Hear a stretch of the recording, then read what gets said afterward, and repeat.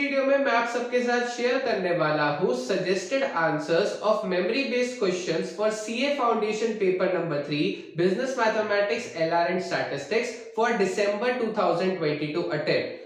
Also I would request you कि इस video में हम जो भी क्वेश्चंस डिस्कस कर रहे हैं उसके अलावा आपके पेपर में जो क्वेश्चंस आए थे एंड आपको वो क्वेश्चंस याद हो तो प्लीज मुझे वो टेलीग्राम या इंस्टाग्राम पर जरूर शेयर कीजिए so that we can make the next part of suggested answers soon. Start करते हैं। सबसे पहला क्वेश्चन जो है हमारा that is from sequence and series.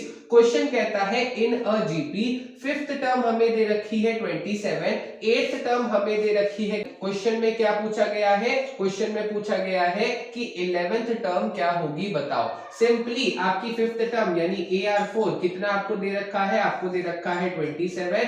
AR7 यानी कि हमें एट्थ टर्म कितनी दे रखी है? 729। अगर मैं इसको इससे डिवाइड करूं तो R क्यूब मेरा कितना आ रहा है? 729 divide by 27 which comes out to be 27 यानी R की वैल्यू कितनी हो गई? 3। अब मुझे क्या करना है? मुझे निकालना है 11th टर्म जिसे मैं लिख सकता हूं AR10 यानी A अब पहले मुझे निकालना पड़ेगा एंड देन R मेरा निकल आया है कितना? 3। So simply 3 is to power 10। अब AR4 मुझे गिवन है 27 यानी A into 3 is to power 4 is 27। 3 is to power 4 होता है 81 यानी A कितना हो गया? 27 by 81 which is coming out to be how much? 1 by 3। अब मुझे क्या निकालना है? 11th term that is AR10 यानी 1 by 3 into 3 is to power 10 यानी कि 3 is to power 9 जिसका आंसर क्या होता है? 19683। ठीक है, अगले क्वेश्चन पर आते हैं। क्वेश्चन नंबर 2 स्टैटिस्टिक्स की थ्योरी का क्वेश्चन। क्वेश्चन कहता है skewness of the normal distribution is the answer is C part 0। Third question पर आते हैं। आपकी आईसीएम मॉड्यूल का ही क्वेश्चन है। क्वेश्चन कहता है left part of a table that describes row is called. Option में गिवन है A caption, B stuff, C है हमारा बॉक्स हेड और डी है हमारा बॉडी जिसका आंसर है हमारा बी स्टफ। नेक्स्ट फिर आते हैं फोर्थ क्वेश्चन पर। फोर्थ क्वेश्चन हमारा कहता है मीन डेविएशन जो है वो मिनिमम कब होता है? जब हम डेविएशंस कहां से ले रहे हैं? ऑप्शन में गिवन है मीन, मीडियन, मोड या फिर डी पार्ट है हमारा 0। तो हमारा आंसर क्या है? आंसर हमारा इस क्वेश्चन का है B part that is median. Next आते हैं क्वेश्चन नंबर 5 पर। Again from sequence and series. Question कहता है दो नंबर्स के बीच का अरिथमेटिक मीन है 5, ज्योमेट्रिक मीन है 4, बताओ हार्मोनिक मीन क्या होगा? सो हमारा एक फॉर्मूला होता है arithmetic mean into harmonic mean equals to geometric mean का होल स्क्वायर। ठीक है, यानी 5 into harmonic mean equals to 4 square यानी 16 यानी मेरा हार्मोनिक मीन कितना आ गया? 16 by 5 जिसे मैं लिख सकता हूं 3.2 यानी answer to question number 5 is A part 3.2। अब देखते हैं नेक्स्ट 5 क्वेश्चन के सजेस्टेड आंसर्स। हाँ जी, सो नेक्स्ट 5 क्वेश्चंस की तरफ चलते हैं। क्वेश्चन नंबर 6 क्या कहता है? क्वेश्चन नंबर 6 कहता है कि लेस देन ओजाइव कर्व और मोर देन ओजाइव कर्व जो है वो इंटरसेक्ट कहां करते हैं? पहला ऑप्शन हमें दिया है मीडियन, दूसरा ऑप्शन हमें दिया है मोड, तीसरा ऑप्शन हमें दिया है arithmetic mean and the fourth option is none of these. So हमारा आंसर क्या है? A part median. नेक्स्ट हमारा क्वेश्चन जो है that is from the chapter probability. काफी आसान सा क्वेश्चन। क्वेश्चन कहता है probability of a leap year having 53 Mondays is dash.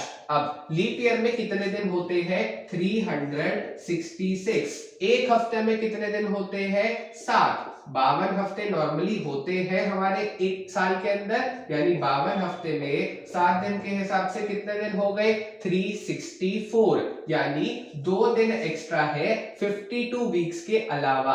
तो वो 2 दिन जो है उनमें से एक दिन हमारा मंडे हो सकता है या नहीं, इसकी प्रोबेबिलिटी हम कैसे निकालेंगे? सबसे पहले इन 2 दिन का सैंपल स्पेस अगर हम देख ले तो सपोज अगर पहला दिन मंडे है तो दूसरा दिन ट्यूसडे होगा, पहला दिन ट्यूसडे है तो दूसरा वेडनेसडे होगा, पहला वेडनेसडे है तो दूसरा थर्सडे होगा, पहला थर्सडे है तो दूसरा फ्राइडे होगा,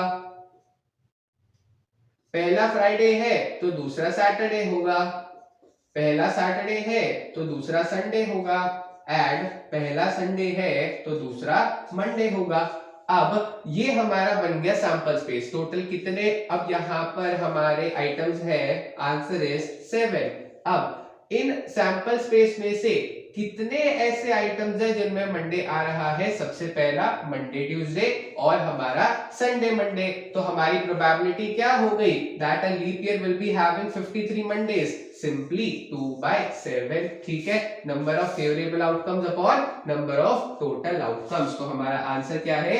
ए पार्ट 2/7। नेक्स्ट अब आते हैं एलआर के क्वेश्चन पर। क्वेश्चन कहता है एक आदमी फेस कर रहा है करंटली कौन सी साइड या फिर कौन सी डायरेक्शन? वेस्ट। नेक्स्ट कहता है कि वो 45 डिग्री टर्न करता है क्लॉकवाइज, फिर दोबारा 180 डिग्री टर्न करता है क्लॉकवाइज, एंड फिर 270 डिग्री टर्न करता है एंटी क्लॉकवाइज। बताओ कि वो कौन सी डायरेक्शन फेस कर रहा है? सबसे पहले खाली जगह देखते हैं, चलो यही कर लेते हैं। ओके, अभी करेंटली वो पर्सन जो है वो यहां खड़ा है, फेस कर रहा है टुवर्ड्स वेस्ट। ठीक है, क्लॉकवाइज डायरेक्शन क्या होगी? यू, और एंटी क्लॉकवाइज कैसे होगी हमारी? यू। ठीक है, सबसे पहले अब क्या कह रहा है वो? सबसे पहले वो कह रहा है कि वो 45 डिग्रीज क्लॉकवाइज टर्न करता है, यानी यहां से उसने 45 डिग्रीज पहले टर्न करा क्लॉकवाइज इस डायरेक्शन में। उसके बाद उसने फिर क्लॉकवाइज टर्न करा 180 डिग्रीज। ठीक है, 180 डिग्रीज उसने टर्न करा, तो अब वो यहां आ गया आफ्टर टर्निंग 180 डिग्रीज। इसके बाद फिर क्वेश्चन कहता है कि वो फिर टर्न करता है, लेकिन अब एंटी क्लॉकवाइज कितना? 270 डिग्रीज। अभी तक इसने कितना टर्न करा था? 45 डिग्रीज एक बारी और 180 डिग्रीज एक बारी, यानी 225 डिग्रीज इसने क्लॉकवाइज टर्न करा, एंड फिर उसके बाद वो एंटी क्लॉकवाइज टर्न करता है कितना? 270 डिग्रीज, यानी यहां से वापस चल के ये आ गया 270 डिग्रीज, यानी अब वो ये डायरेक्शन जो है इसे फेस कर रहा है, एंड ये डायरेक्शन कौन सी हो गई? South west. सो हमारा आंसर जो है क्वेश्चन नंबर 8 का वो क्या होगा? A part south west. Next question पर आते हैं, क्वेश्चन नंबर 9 पर। क्वेश्चन नंबर 9 था परम्यूटेशन एंड कॉम्बिनेशन से। क्वेश्चन कहता है what is the number of ways that 4 boys and 3 girls can be seated so that boys and girls alternate. ठीक है, हमारे पास 7 स्पेसेस है। सबसे पहले थोड़ी सी जगह में एक बार रब कर देता हूं। मैंने क्वेश्चन नंबर 6 जो है वो रब कर दिया है, एंड अब हम देखते हैं क्या कह रहा है। क्वेश्चन हमें कहता है टोटल है 7 लोग, 1 2 3 4 5 6 7। क्वेश्चन कहता है अब इन 7 लोगों में 4 है हमारे लड़के, 3 है हमारी लड़कियां। ठीक है, एंड इन्हें मुझे ऐसे बिठाना है कि बॉयज और गर्ल्स ऑल्टरनेटिव प्लेसेस पर बैठे। ठीक है, सो अगर मैं फर्स्ट पोजीशन पर पहले बॉय को बिठाता हूं तो सेकंड पर गर्ल बैठेगी, फिर बॉय, फिर गर्ल, फिर बॉय, फिर गर्ल, फिर बॉय। ठीक है, सो मुझे फर्स्ट पोजीशन पर जब एक बॉय को बिठाना है, मेरे पास कितने चॉइसेस है? 4 लड़के, सो पहले 4 आ गए। फिर सेकंड प्लेस पर जब मुझे गर्ल को बिठाना है, मेरे पास कितने चॉइसेस है? 3 लड़कियां, सो यहाँ 3 आ गया। थर्ड प्लेस पर जब मुझे दोबारा एक बॉय को बिठाना है, 4 को बिठा सकता था, एक को ऑलरेडी बिठा दिया, अब कितने बॉयज बचे मेरे पास? 3। सो ऐसे फिर 2 then 1 then 1। सिंपली आप इसको मल्टीप्लाई करेंगे तो कितना आंसर आ गया? 4 into 3 is 12, 12 3s are 36, 36 into 4 which comes out to be 144. So answer to question number 9 is D part 144. Last question for this video, question number 10 क्या कहता है? क्वेश्चन है हमारा लॉजिकल रीजनिंग से। क्वेश्चन कहता है 6 बच्चे हैं जो फुटबॉल खेल रहे हैं। ठीक है, A B C D E F। Okay जी, क्वेश्चन कहता है A और E जो है वो ब्रदर्स है, A और E जो है दोनों क्या है? भाई लोग। ठीक है, नेक्स्ट पॉइंट कहता है F is sister of E। ठीक है, F जो है वो E की क्या है? सिस्टर। अरे भैया, F अगर E की सिस्टर है तो A की भी क्या लगी? सिस्टर। ठीक है, नेक्स्ट पॉइंट, अगला पॉइंट कहता है C जो है वो सन है किसका? A के अंकल का। A के अंकल लेट्स सपोज X है, उनका सन कौन है? सी। ठीक है, ओके। अगला पॉइंट जो है वो कहता है बी और डी जो है वो सी के डॉटर्स है। कोई बात नहीं, क्वेश्चन में हमें पूछा गया है सी और एफ का रिलेशन, वो हम बिना बी और डी का रिलेशन जाने भी निकाल सकते हैं। क्वेश्चन क्या कहता है, सी और एफ कैसे रिलेटेड है?